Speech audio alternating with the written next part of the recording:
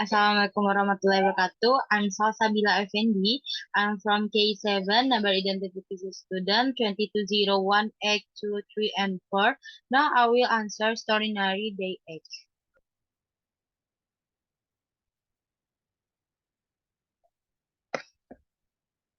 First, my name.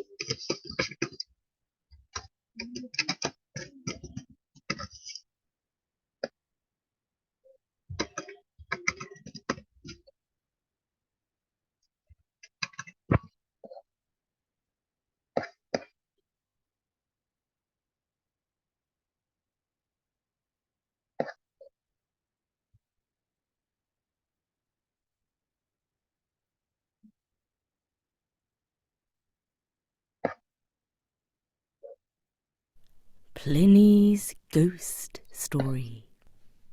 Dedicated to twins Sam and Ellie, whose family support us on Patreon.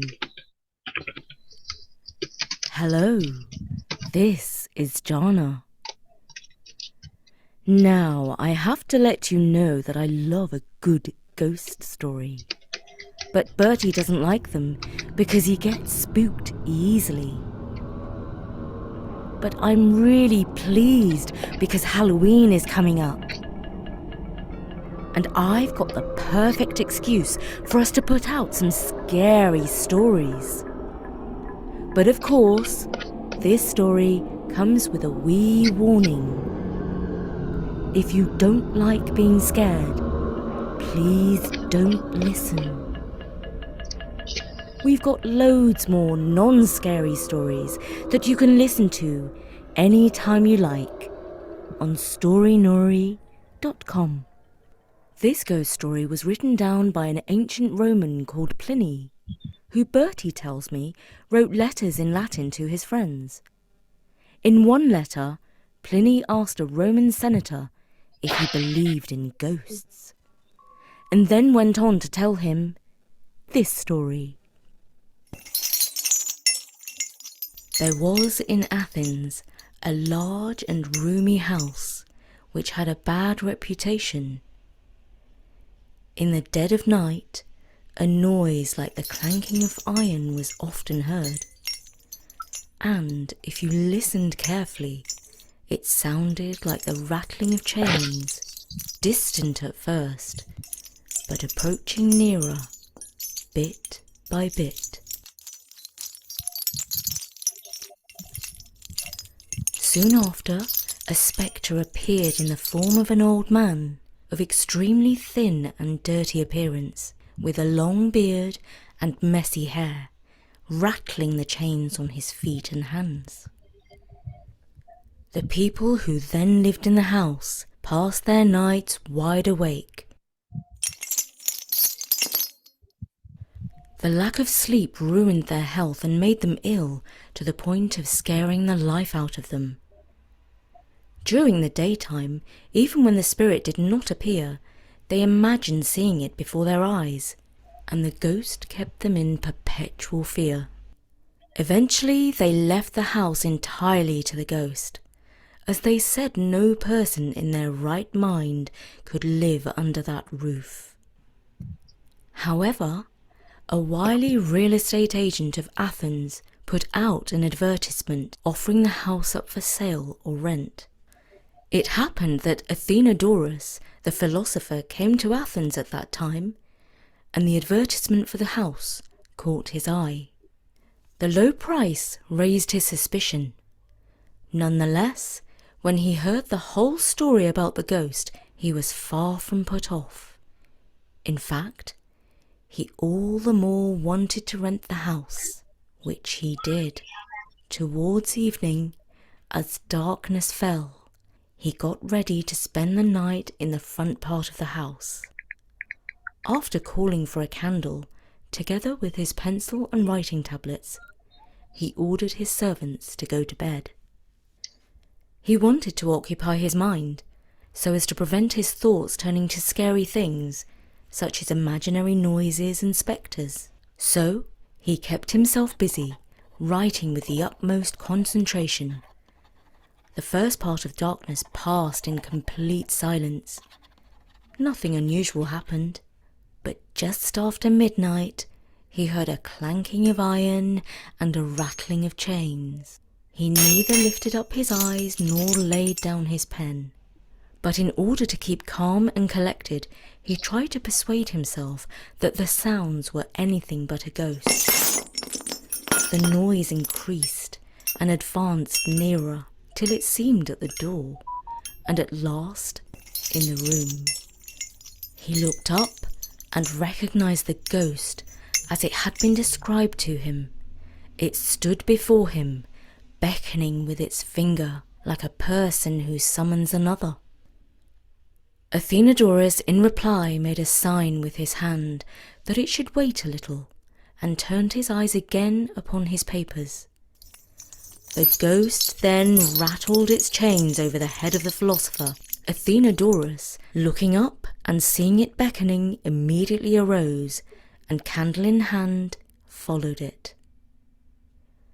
The ghost slowly stalked along, as if weighed down by its chains, and turning into the courtyard of the house, suddenly vanished. Athenodorus, now being left alone, made a mark with some grass and leaves on the spot where the spirit had left him. The next day he reported to the magistrates and advised them to order that the spot be dug up. When this was done, the skeleton of a man in chains was found there. The bones were collected together and publicly buried, and the ghost, having been appeased by the proper ceremonies, haunted the house no more. And that is an ancient ghost story from the time of Rome under the Emperor Trajan. It was written by Pliny the Younger. And I'm delighted to dedicate this story to Sam and Ellie, who have just turned 5. Happy birthday, Sam and Ellie!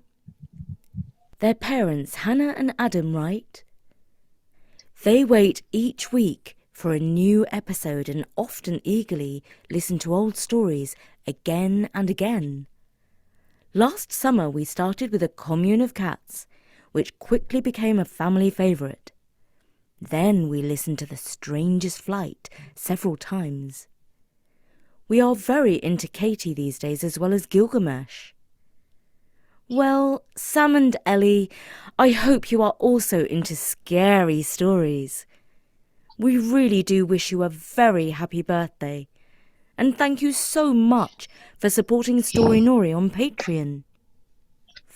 For now.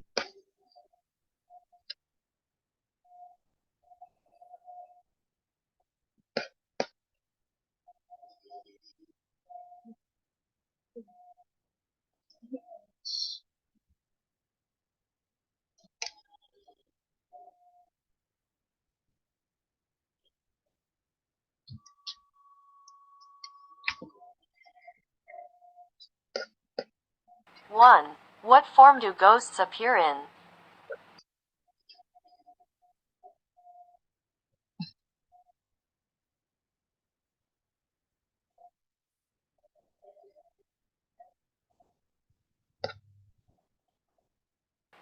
Two. Where did Athens get the info about the haunted house?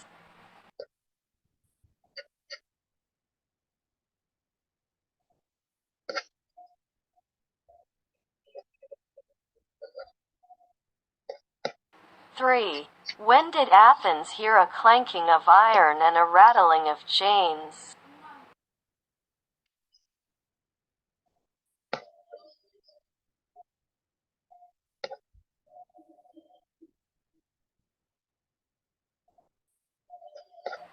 Four. Why did Athenodorus reported to the magistrates and advised them to order that spot to be dug up?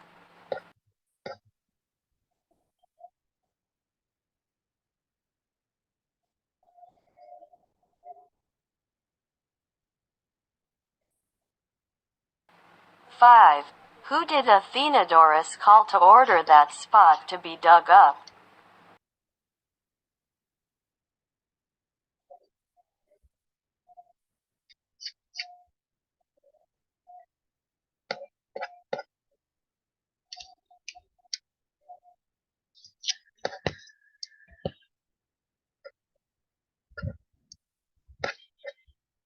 6. In the dead of the night a noise like the blah blah blah of iron was often heard.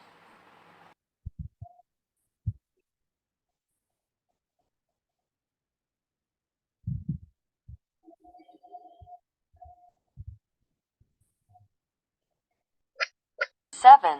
It sounded like the blah blah blah of chains, distant at first, but approaching nearer bit by bit.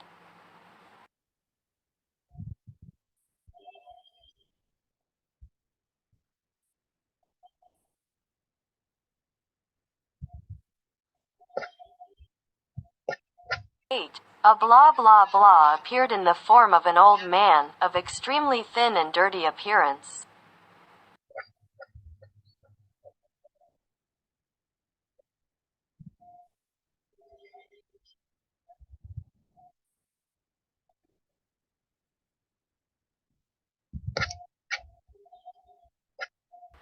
9.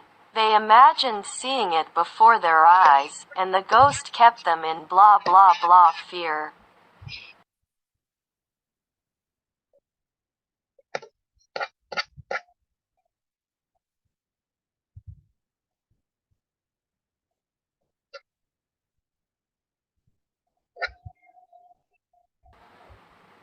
10. It stood before him, blah blah blah with its finger.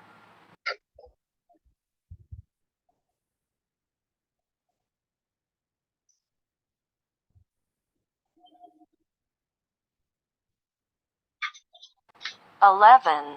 The ghost slowly stalked along, as if blah blah blah down by its chains, and, turning into the courtyard of the house, suddenly vanished. Okay, I think that's all from me. Thank you.